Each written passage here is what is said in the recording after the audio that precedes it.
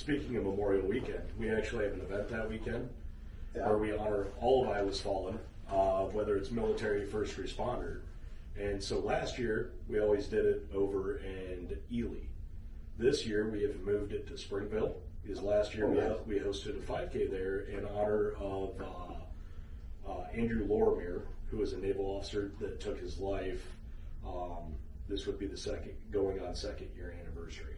So we moved the 5K there, and all the photos you see out in my hallway will actually be lining the route of the whole 5K with flags. No shit. That's going to be dramatic. Oh yeah, we actually have about another 75 in the back that we have to hang. You'll have no idea. And these are mainly PTSD? So the hallway, it's everything from line of duty, KIA, suicide, training accident. Okay. So we literally handle everything. Wow.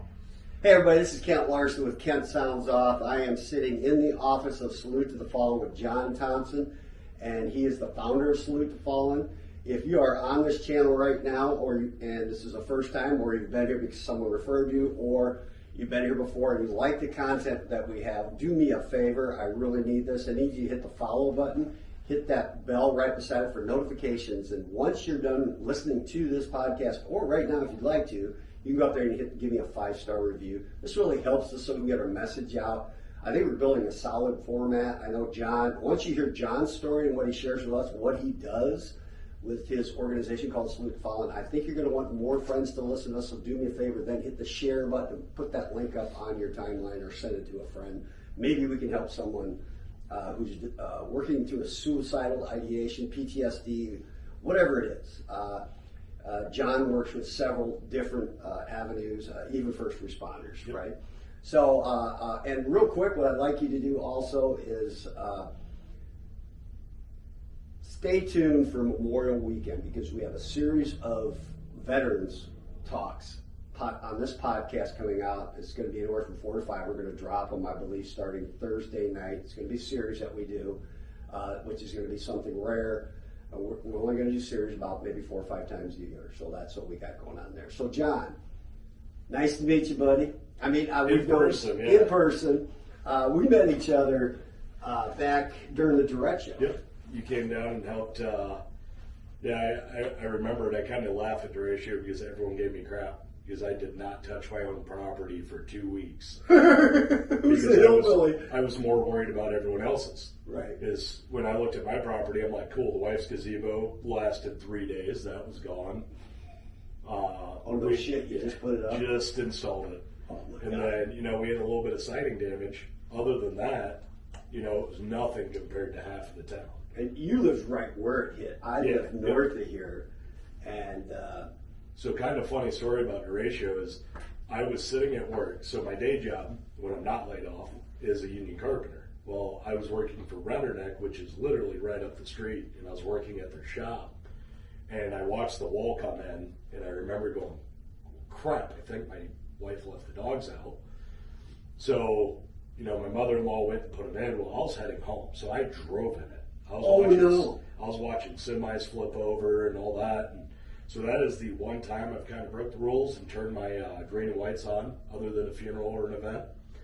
And I tried hauling ass home, and literally every avenue into my neighborhood was 100% blocked by... well, dude, I drove down into your neighborhood, and their trees were stacked 10 and 12 foot high, and that was after a week. Yep. What people that don't know what a derecho is it's basically a landlocked hurricane that comes out of nowhere with no warning, as opposed to regular hurricanes. It has to go for 400 miles in a line, and the winds vary from like 60 miles on up. When it hit Cedar Rapids, Iowa, I think we're at 125 mile an hour. And there are other spots just east of here, 140. Yep. It was Category 4, going through 200 some odd thousand population area here. After it had gone through, all the rural areas, mainly starting over by Marshalltown, because that's when I did my relief fundraiser. That's where we dropped off supplies first. We actually got notified by Des Moines because it hit Des Moines, and with how fast it was moving, our PD was notified. And so right when derecho hit, Alliant Energy killed the power to the city.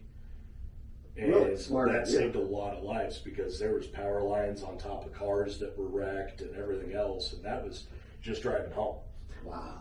So I think we had I finally, to get home, I parked my car at the school and walked. And literally, after making sure my property was good, I had to rush back to my car and rush to Mercy Hospital to start checking their facilities because the main building lost its roof. It was hanging over the side, the rubber roofing. So me and some guys had to literally on the roof pull this back up and tack it. And I remember seeing like pieces of trees sticking straight through vehicles, and I mean it was interesting. It was worse than a war zone because everything was tore to shit. Yeah. And what a lot of people don't think about when it comes to a derecho too is number one, they're staging for a hurricane. Yep. You've got FEMA, you've got power line vehicles, you've got all that stuff ready. They're ready for it. People are evacuating, so you got lower deaths, you got the idiots to stay behind, which I don't understand. Right. But Yeah, we had zero warning. zero. And so the whole community, Cedar Rapids, Iowa, and then from other states, the effort to help the area that was affected was bigger than what you would imagine because there was no pre-staging. It was everybody had to put it together right now. And what made it take a little bit longer down here, not to be an ass about it, but our city refused the governor's help of sending the guard in right away. And so it took about 4 days finally before the governor just overruled and sent the guard in, which gave us power back a lot faster. Like my sister-in-law, brother-in-law, they had power within, I think it was 3 days. We were out of power for 14 days at our house. I'm just going to say, it's bullshit when people put politics in front of citizens. And the mayor of Cedar Rapids did that. The last mayor, The last mayor. And that's really upsetting. Yep. I mean... because the guard came in, I mean, I remember, kind of even before I was working on my property, I went and bought a crap ton of pizzas, dropped them off with the Humvees. Cool. Trying to clear the path to the infrastructure to get the power back. And I'm like, hey, here's the food, bro. Yeah. And they're like, oh, plenty of people are helping out. And I'm like, I get that, but it's kind of what I do. Right. Okay. And let's get into that, okay? One thing, what I like about our Kent Sounds Off, we can get salty, we can say what we want. We don't have to worry about political correctness, and every once in a while you can drop a fuck bomb. I mean, an F bomb. Sure. It's okay. They're appropriate at times. What Troy Lavelle said, who I was telling you about earlier, he says, one thing about the infantry, what it teaches you, is you can learn how to say fuck 12 times in a 15-word sentence. Everything different.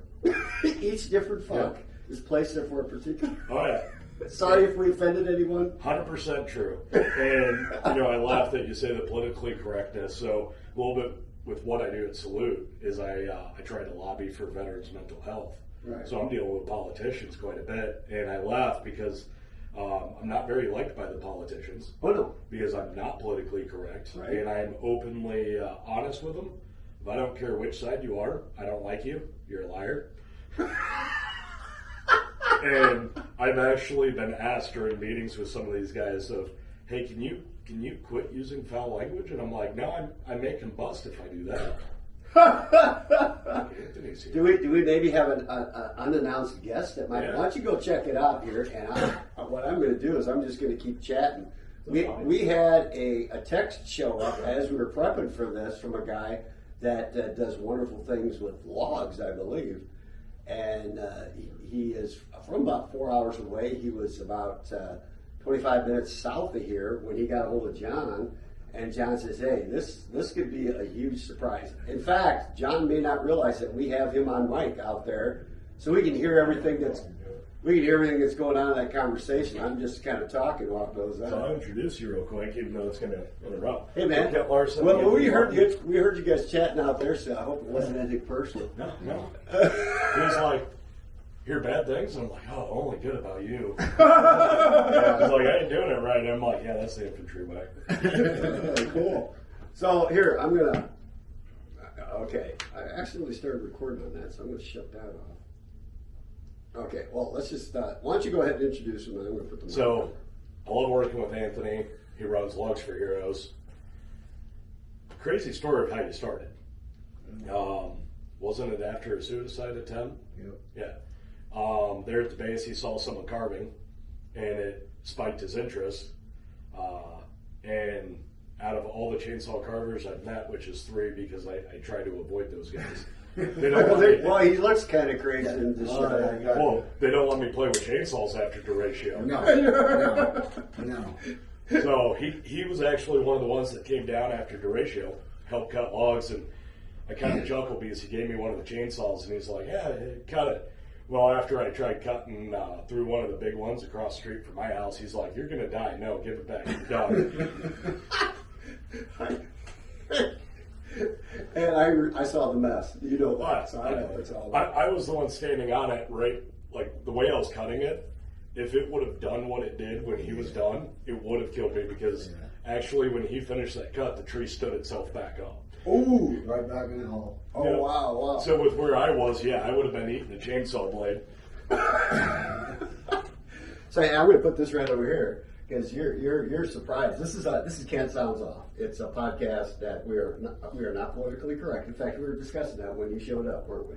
Yeah, we were talking about fuck people's feelings. Yeah. You're infantry as well, yeah. Yeah, I'm not politically correct at all. Oh, cool. I'm an NCO. Yeah, all NCOs are not politically correct. That's right. If you want the politically correct one, I'll get the VP. He's a lieutenant colonel. Yeah. So where are you from? I'm up by Clear Lake, Iowa. Oh, great. My brother lived there for 8 years. He Okay. worked at Spear Univac before they shut down. Then 2 weeks after he got a job and was hired up to Minneapolis to shut it down, and the guy that bought his house was working there. It was like, Brian was like, He asked me where you lived, and I was like, 4 hours and BFE that way. so what exactly do you do? Chainsaw carver. Okay. I go around the whole U.S. and carve competitions and everything like that, and I honor the fallen throughout Iowa. And when you make a when you do one of these logs, when you say you honor the fallen, how are you doing that? What are you creating? Basically, I take a log, whatever it's donated from, try to get history on who nurtured that tree, if they're first responder, DOD, or whatever they did. I take that history, then when I get someone I'm honoring by request, I turn it into a soldier's cross. It's a 2-piece carving, helmet and boots and rifle. It's separate with the base. And we take it and take all this information that nurtured this tree, give it to the deceased family, and the only thing we ask from that family is a handwritten letter or typed up explaining who that person was so we can give it back to the family that donated the logs. That is amazing. I had heard of you. I told him that too when he said that he got a text from you. And I was like, he's coming. This is going to be really cool. You don't have to have any with you, do you? What, Soldier's Cross? Yeah. No. Okay. Is there a website, social media page or something like that where people can go see your work? Yeah, just Logs for Heroes Facebook page. Okay, you don't have a website or I don't do that. Nope. he's a non-tech NCO. They had technical NCOs in the Air Force. We try to stay away in the from high those. tech world. I did see he's carving a shit ton of little planes, though, so. Yeah, I do. There's a program called Salute to the Veterans. It's up in three different speedways. It's hosted by Hunters with Heroes, and they go around and basically rent out all these speedways and allow vets to come in for free. And they deck these cars out. They get these drivers that volunteer to drive, and they deck them out in every kind of branch we have for the armed forces. Plus, they honor all the fallen. They designate one car and put everybody's name on it and everything. They're on dirt. If they were on asphalt, I would take my cars. Well, Captain America rode the back last fall. Did you see that when I rode the back of that? Everybody's like, he's getting on the back of the cars. They're doing figure eight racing, right? I'm like, I'm freaking Captain America, man. I got to see him. So, okay, where are these racetracks at? Algona, Spencer, and Boone. Do they usually, do you know the names of them? Do they have social media pages? What I'd like to do is have people be able to research these racetracks so that when these events happen, they can show up. Well, Boone is the largest one of the largest in Iowa. It's a Boone County Speedway. And Algona is, I can't remember the county, and Spencer, I can't remember the And if you get on Salute to Heroes, the racing, they already have flyers up for it. Okay, so Salute to Racing. Salute to Heroes, right? Yeah, it's helping Hunters helping Heroes And if you get on their Facebook page, they already have information. Then if you get on Boone County Speedway, they'll get a bunch of information. And if you go on Logs for Heroes, you'll see a crap ton of little fighter jets. Yeah, I did. Really? I did a F-15 fighter jet. They're probably about 12 inches in diameter, 12 by 12. It's a two-piece carbon. You got your base, and we actually laminated two pieces of the Longboard together and did a silhouette and actually put all the detail into it. I got to get up on his Facebook page here. I actually just saw him this morning, and I was like, fuck, you don't have time for shit. What the fuck? Fucking amazing.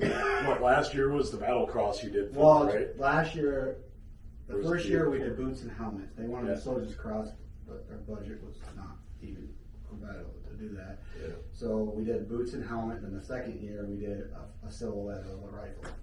So Very cool. Very cool. Well, we got like 45 minutes left here. Yeah. So we're gonna shoot the shit. Now I only have 2 mics, okay? But you want to go out and grab a chair for a little while? I got unlock codes. So all right. So we're gonna walk out here. We're gonna. All my stuff's coded. Is this stuff? This will still be recorded. We're walking down the hallway at Salute and Fall, which is in Southwest Cedar Rapids. Yeah. And you guys let's talk about the event that you just had, the fundraiser. Oh, Rowing for Heroes. Yep. So the bags tournament. So we had our And this was at Scores. Scores on 33rd. Yep. Yep. So one of the owners is a prior Red Bull. He served here in Cedar Rapids. You know him, right? And so we teamed up with them. And so we did the bags tournament. We had 12 teams. Kind of shocking because the weather was junk. I woke up in the morning, I saw snowflakes, and I'm like, well, fuck me. Snowflakes were the least of my problems. So I went out to... And you're doing an outdoor bags. Okay. So we had, we had the race cars there for the families to come out and place their loved ones' names, whether it was dog tags on the military car, badges on the first responder car. I went out to dry them off because I'm like, oh, it's done snowing, it's warming up. Yeah, boy, was I fucking wrong. It was sleeting harder than crap, and I turned the corner where the cars are, and they were still throwing bags, and I'm like, hey, props to you, and going back inside. I always laugh at that, so every event we do, like outdoor ones. that's like a common thing for you. I remember when I went to that memorial, that 3K run you guys had in Dyke, Iowa. And I went there. It was cold than crap out, and I'm like, dude, I'm not staying here, dude. I'm not doing this. I'm going to sit in my truck. Okay, all right, John, I forgot your name, dude. I'm bad. Anthony. Yep. And that's like, it sounds like one of my vacations my wife and I go on. We have the reputation, everybody knows when we go on vacation, the weather goes south. So, and this last time we went to Colorado, just like a couple weeks ago, and we cut one day off, a day and a half off the front end, and 2 days off the back end. It wasn't for weather, but it was like, then we had to cancel the one day. We had reservations to go out and do some fun at Buddy's Ranch. He's out by Breckenridge, and they do sleigh rides up till April 14th. But I looked at her, I said, so maybe this is your strategy. I said, from now on, we are no longer going on vacation, because they used to travel on business trips across the United States. And I said, it's now officially a business trip. So you have to re-tag these things, figure out what Mother Nature or God or whatever is looking for so that they're not going to interfere. See, I've learned Iowa's weather is like a very angry wife. You never know. Amen. Amen. I mean, 2 weeks ago it was 80. So Yeah, 2 weeks was 80. Then the next day it was 40-something degrees. And the next day I literally had 2 inches of snow. And by so we noon, didn't get it was back up to 60. I'm like, dude, I'm out. So, going into the bags tournament, I'm like, oh, the weather's going to be great. My brother It's got already 11 warm inches. up. My brother got 11 inches. Nope. Yeah. We didn't get any down here when you guys got snow. I saw your post, and I'm like, haha, keep it. Because it was 50 here. Fuck the lake. Yeah. But, no, I mean, the event turned out really good. We had the 12 teams that braved the weather. Props to them. Wasn't me. Right. We had the band. So I love the band we use, Sugar and Spice. Yeah. So the female singer, Barb Johnson, is a female veteran. Oh, shit. Oh, I didn't know that. She was married when she was in service. Her husband was military as well. Lost his fight with PTSD. Oh, so she understands our mission really well. So we work with her quite a bit. Her fiance is actually our tech guy because I'm an idiot. willing to admit that. Yeah, once again. Yep. You're the one with the tech, dude. No, I'm learning the tech. I'm 60 and I'm relearning tech. Come on, man. And, the event went well. So we had numerous families there. I know of at least 10 that came that I've buried their kids or honored their kids. We had Cody Haley's family who passed away in a training accident. We had Adam Sanders' family, which was our first suicide. That was, his anniversary was 3 years ago, yesterday. Yeah. We had Jonathan Weaver's family in attendance.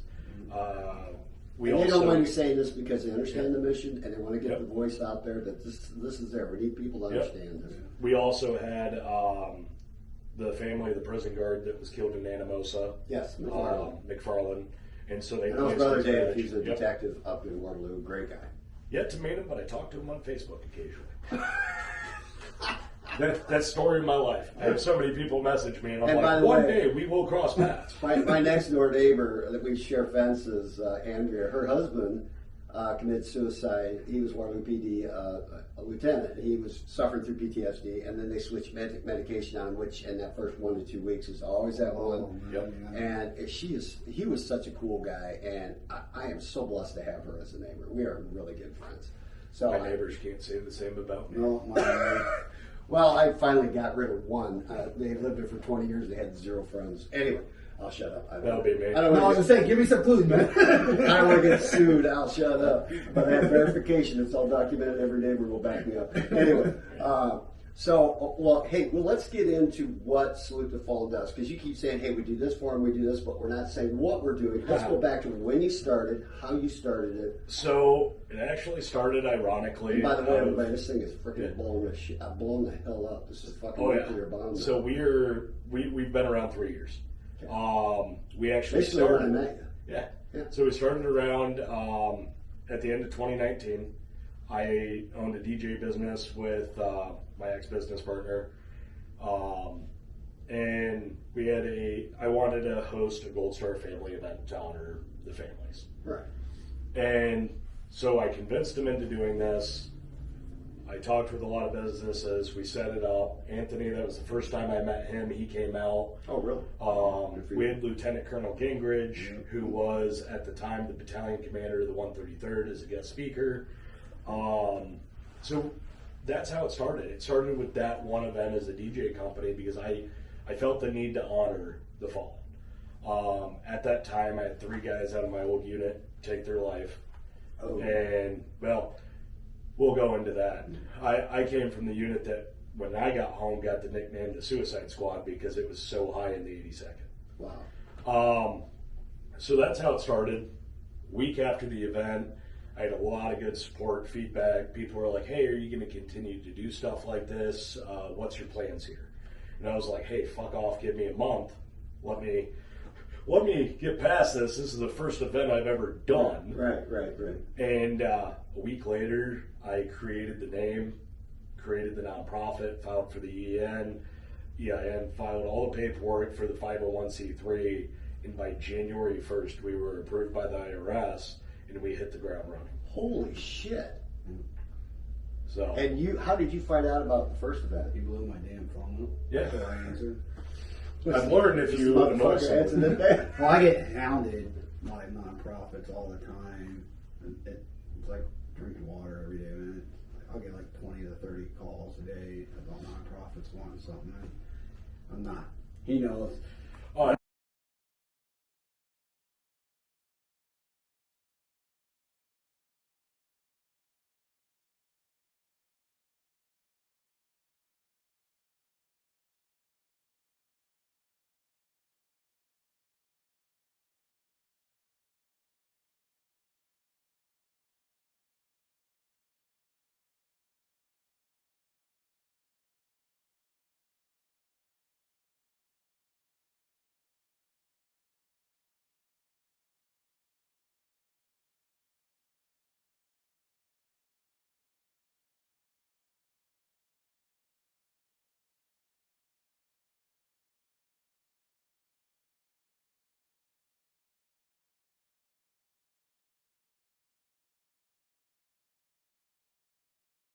every organization that's been put together has fallen apart because of infighting. Yep. And that's why I have nothing, I'm sorry, Iowans, I have nothing to fucking do with any support group in Iowa. I tried to put one together a year ago. Right. And I had a page created for it and everything.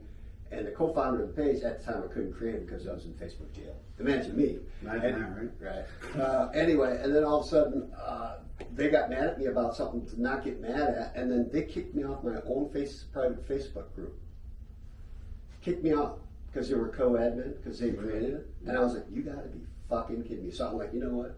And I lobbied the Iowa Line Law, co-wrote that, went down there and did all that. And that was because we had 3 people that were totally focused. We weren't going to hurt each other's feelings. We fucking knew what we needed to do, and we did it. And and what we did is we took the approach of, it's all about money, okay? It's about keeping organized, putting out marching orders like in the military, okay? Now, the other 2 were not prior military, but they understood the importance of this is how it's got to get done because it's failed 6 other times. So, and that's the same thing with nonprofits. Like you were saying, Anthony, I'm going to remember it before you leave, and then I'm going to go, where the hell is Anthony at? He's fucking phone number. I got 9,100 on my phone. I need 1 more. That's going to be really good. See, you're going to get the shit blown He's up. going to hit 10,000 by the end of the year. So people call me, what the fuck's this? All right, so you got this all laid out. You put the sumbitch together that fast, and then what? By the way, I love your rocking shoes. Oh yeah, I actually Slagle just gave them to me on Saturday because I had the blue line. Right. And I was giving them crap last week. Because, by the way, these are honor respect shoes. Right? So he honored it. He sponsored both race cars, and so I was giving him crap, and I'm like, I wasn't a cop. I was military. Those shoes look badass. I'm like, how much are they?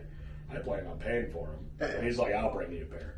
Tell you what, I got some interesting stuff given to me Saturday. I ended up with 3 challenge coins. Oh, wow. 1 from Slagle, 1 from Kim. She has a new one, which the message on the back I probably needed that day. I just didn't read it. I like to procrastinate that. I got given a badge from McFarland, his wife, and then I got another challenge coin from some colonel that showed up that I had no clue was even walking around. Wow, nice. But yeah, so me and my wife founded it. She is. Your wife's name is not wife, but what? No, it is Misty. Misty. So Misty is. She means business. Yep, she does. She is our planner. She is also our secretary. She makes sure everything's done properly during board meetings. If I make a Facebook post, she edits it before too many people can see it. Yep. Because my grammar is not there. I went to school in Texas. It's their fault, not mine. I'm telling you, the edit button is my friend because my phone, the new phone here, does not want to cooperate with how you type. I'm like, I didn't fucking type that. Okay. Well, that's even me on my keyboard, and I know I typed it, but it's not what I meant. Okay. Or I'll post something, and she goes, hey, remember you're a nonprofit? You should probably delete that one. And I'm like, but it's true. But you're going to hurt someone's feelings. Fuck their feelings. Man, you guys got it good though, man. Yeah. I talk in my little voice command thing, and it goes, "What are you fucking saying?" Seriously, like It's that new AI. Like, seriously, what the fuck are you saying? seriously, like what language is this? Infantry, bitch. It's not even that, man. It's just English. The new pronouns. Yeah. Working on those. We are non-PC, don't forget it, folks. But yeah, so that's how we started. April was our first Suicide is a Nonprofit, Adam Sanders, 3 years ago. So when we started, our goal initially in my head was honoring the fallen in suicide prevention. I did not plan to do funerals. I did not plan half of the crap we do now. So when it came to honoring the fallen, what was that? It was hosting events in their memories and their names. And my goal at the time was, we would help the families out financially. Right. So like the Gold Star family event, we gave checks to the families. Right. It was to honor the men, probably started college fund in their names, stuff like that. Very cool. And then Sanders happened. And when that happened, I was notified 24 hours after the incident. And I initially hit the ground running, working with the family, learning as I went, what to say, not to say. His mom and dad are wonderful.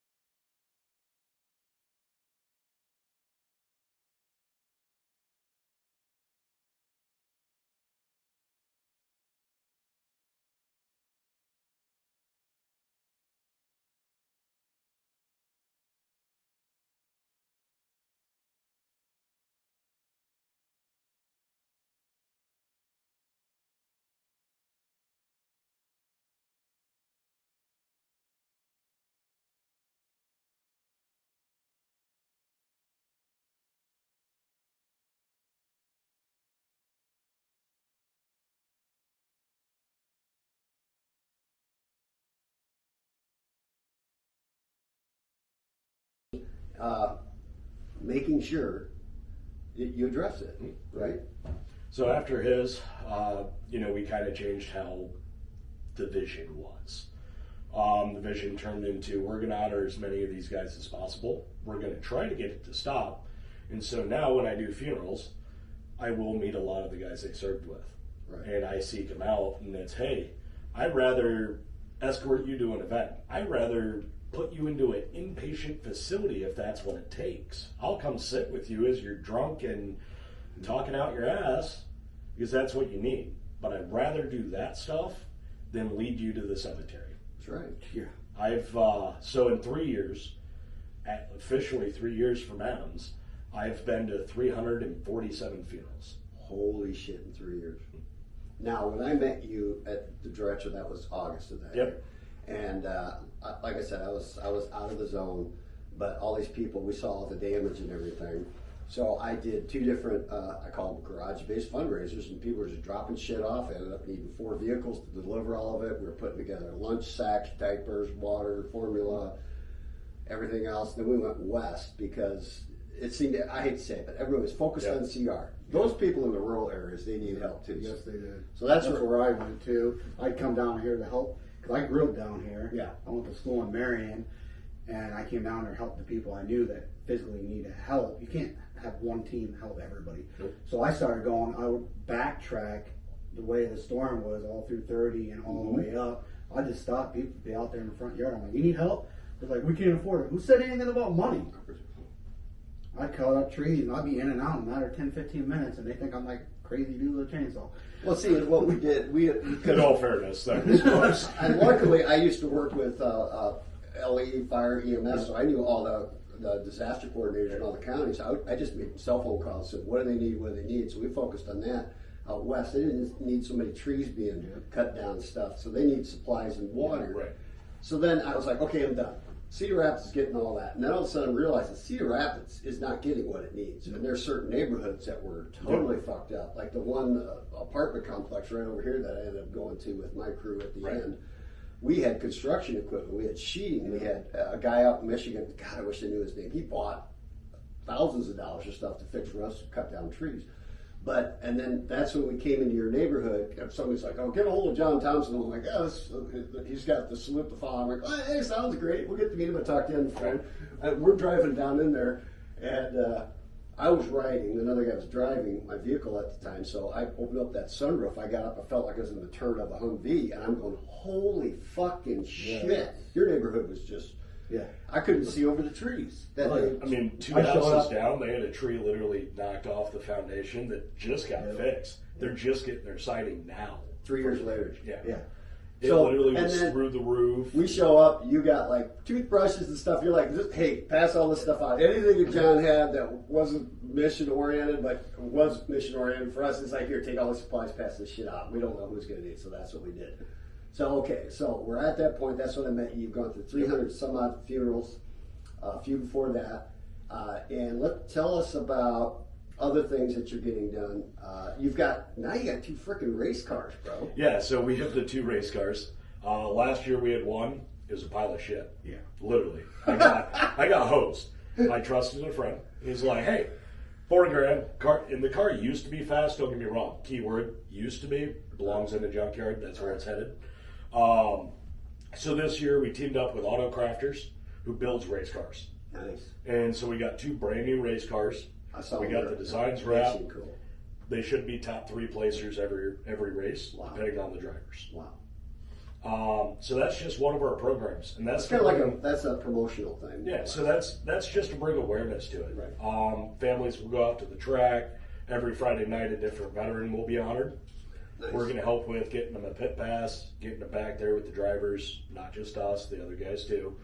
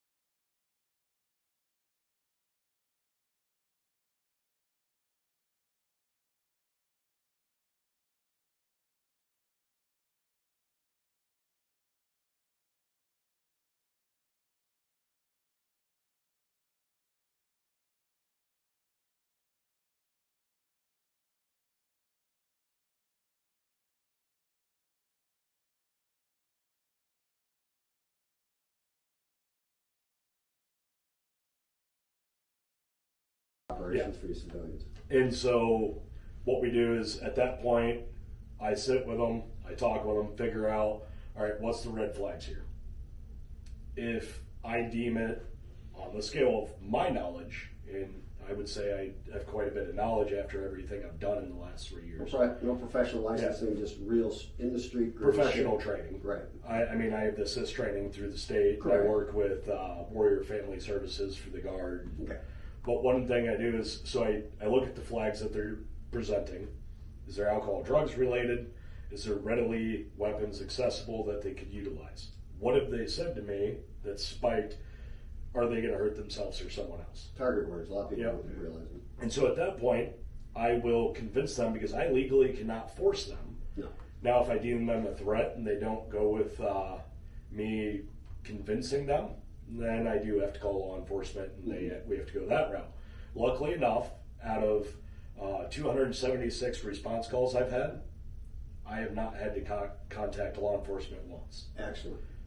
The last one I went to, guy was drunk, suicidal, had access to weapons, and I mean, he was still drinking when I was talking with him, and I love it because the best part is he looks at me and goes, well, how do you get it?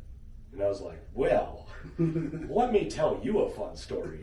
I should have died twice, and that was overseas. Right. Here, I attempted suicide 4 times. Oh my God, I didn't know that. You didn't tell me that. Okay. No, I don't talk about that very often.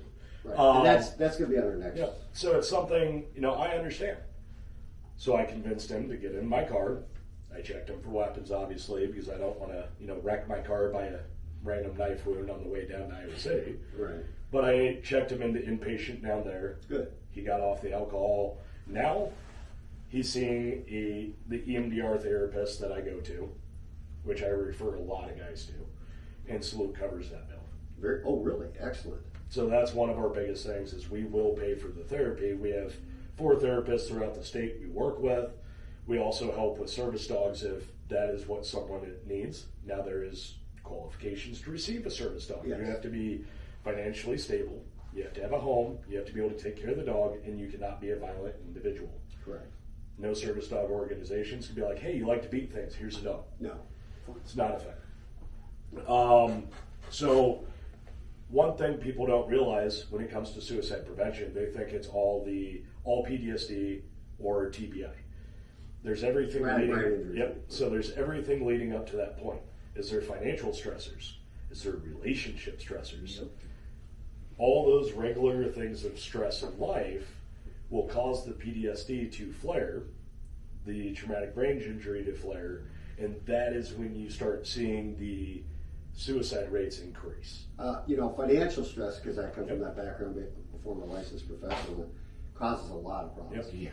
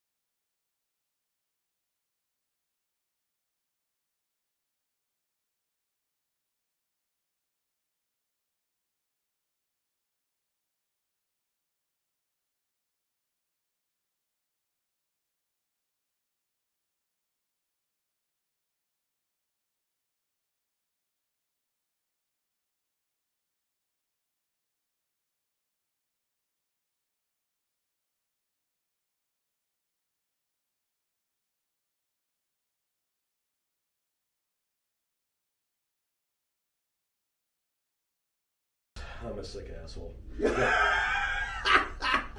Okay, so is there anything else that Salute the Fallen we haven't already talked about? Sorry, I'm getting. Oh, we have a couple grief counselors we work with occasionally that helps with grief counseling for the ones that have lost someone. We're starting a new program here soon, so we're actually using the service dog facility we work with. They're right here in town, Definitely Dogs. We're going to be using their facility and hosting peer-to-peer support group. So it's for military and first responders, because one thing nobody thinks about, these peer groups that a lot of the first responders and military are going to are with civilians. Yep. Well, most of the civilians that are in there are, a lot of them are criminals. Yeah. Yeah. So there's no real safety for these cops and veterans being a part of these groups. So we're starting one strictly with them. We also have one that's going to be just the families. Wow. And it's actually going to be led by a couple of the families I've worked with for years. That's solid. Very good. So those are a lot of the programs we have. Like I said, everything we do for military is also now open for first responders. That happened a year ago. Awesome. And we just brought in our new board member, Jess. She's CRPD. Okay. So she used to be bomb squad. Now she's a resource officer at school. Huge heart. Right. We brought her in to be our liaison for first responders. Her husband's also SWAT team in Cedar Rapids. I had so much fun when I worked for CRPD. I'm telling you, Chief German, he's the man. Sorry. Okay. You just got to bring the memory back. So, we have that. And then, so that's a lot of the programs we do have and offer. We do events monthly.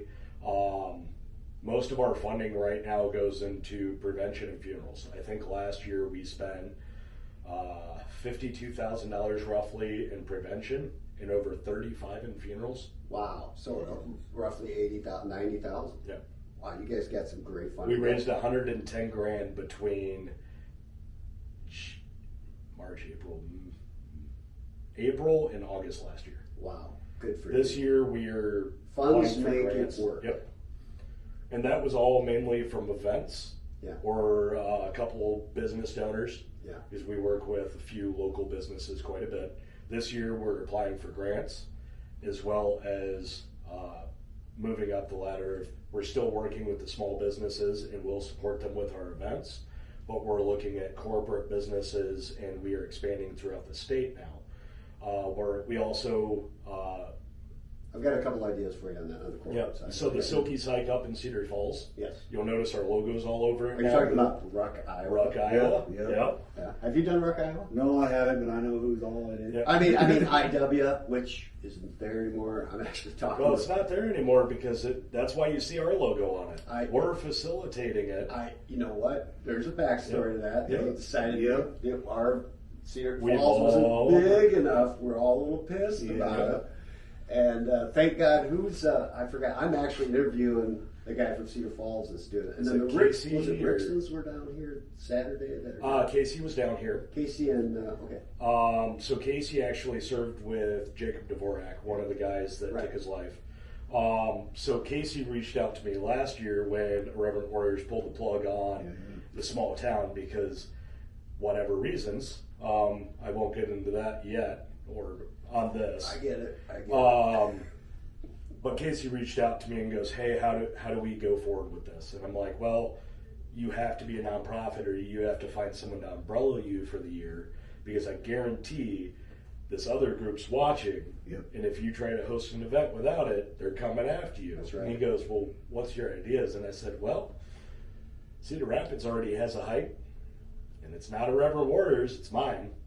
Salute to the Fallen site. I said, we already have the insurance. We're already a 501 in the state. Right. Said, we'll umbrella you. Just keep track of all your stuff. Right. And then at the end of the year, we don't want money. What we want is you to start your own nonprofit in Cedar Falls. Amazing. And with honestly, with your guidance and your experience and what you've done since you started your organization 3.5 years ago, I think you're really going to help that. We'll be able to help more veterans. Hey, we got about 10 minutes left here. What I'd like to do, because you brought this up while we're bullshitting here, is Would you show me what you got over there? We'll walk through it. What you got next door in the store? Oh yeah. I mean, so people know it's available. So And the last program we have. Salute to the Fallen is available on Facebook. You can also see Website. And the website is salutetothefallen.org. Yep. And you've got all the references there. And we're just going to walk into the PX, Salute to the Fallen. He's just going to walk us through. So we have fryers, coffee pots, pillows. Dude, coffee pots, okay. I'm a guy, you've got to have coffee involved. You are truly a veteran, okay. We have clothing. We have kids' clothing because we've had a couple vets that had fires. Well, cool, yeah, we can supply to the vet. What about the kids? I have kids. Oh, you know what I did at Captain America, we gave away 200 toys at their directional. I mean, we have household products, we have clothes, Bicycle element. we have, those shelves are all food. Are these shorts and pants? These are all brand new clothes that were donated. Oh my God, these are folks, this is high quality stuff. You got flops, you got shoes. Here, what's a Bluetooth headset there for someone that. Oh, that's from a minivan that I had. Oh, okay. and here, you know, this right here, you got dry skin stuff. Yeah. You know, this is some high quality stuff, and this is, what is this right here? These are bags. Oh, so that's just on the front of what's in it. That's all the different food we have. We have, snacks. We have breakfast food. I mean, look at all that. You got Jemima. Wait a minute. You got Aunt Jemima? I thought that shit was full. Not for me. Quaker oatmeal. They can't cancel Salute. So. We got peanut butter crunch. We got light cereal. We got what was that? Captain Crunch. Captain Crunch, just berries. Quaker oats. The Christmas ornaments. We have someone donated a bubble bath for your wife's feet. Maybe night pillows. Pillows. Pillows. And he's got coffee mix. He's got sugar to make coffee. They got half and half for coffee. They got water. They got. All right. You know, if you're suffering, because we talked about this earlier about if it's financial distress, please reach out to these guys. You know, they may be able to help you make sure. My wife and I was an extremely hardcore time. I went to a local food bank because we were that bad that we needed food at the time. Here's the problem: the food that we needed was food that I needed because I had gluten intolerance and stuff.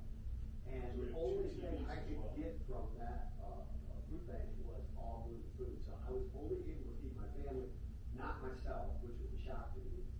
So if you have gluten intolerance problems, let John know. We'll make sure they take care of it. Gosh, you got it. These are put shit together back here, but we have 2 TVs. Okay. Foods. So those you're gonna have to have some big feet. Those are Sanders. His mom and dad donated. I was gonna say quite a bit of stuff. I'm sorry, Sanders, but brother, you had skis. Okay. Those 2 bags. We got some luggage. More shoes, brand new shoes, stuff like that. Then we have all of our event stuff. This is going to be one of our silent auction items this year. What is that? It's a elk grill. Oh my God. Oh, dude. Okay, I know somebody that's going to be putting this on. I didn't do anything Saturday, but I'm going And now. we have this as well. We got that large Yeti cooler. 75 pounds. That was donated recently, and then we have shelves of flags, tables, everything for events, banners, and all the stuff for shipping, care packages overseas. Yeah, so they can box it up, they can ship over a care package for someone that might need it. Yeah, nice little selfie stick here. Oh yeah, that's for my Facebook Lives. That never happened. We're gonna comes in. You gotta be more. So we have Stop the Bleed kit Yeah. from St. Luke's, and we're actually going to be receiving our AED in June. So we will have an AED at all of our events, as well as the bleed Now, kit. don't forget life back. Yep. Get a life back. Yep. For choking. Yep, we have one of those as well. Okay, It's in the med kit already in the car. I almost choked to death one time, so. So- And I was the one that had to give myself the Heimlich because we were all drunk. It was 2 o'clock in the morning. Anyway. And then you have the honor wall. We have quite a bit of photos to hang up. So I not able. So we have quite a bit more photos to be hanging. We're going to continue We're straight walking up down the the way. hallway here. I'm gonna double check the time as we go by. We got full 5 minutes, okay? So as of right now, it's over 100 photos on the wall around our logo. Anthony knows quite a few of these. Who's flagging? So that is actually my dad's. Yes. Never really knew the guy. He fell into the drug and alcohol addiction. Sorry.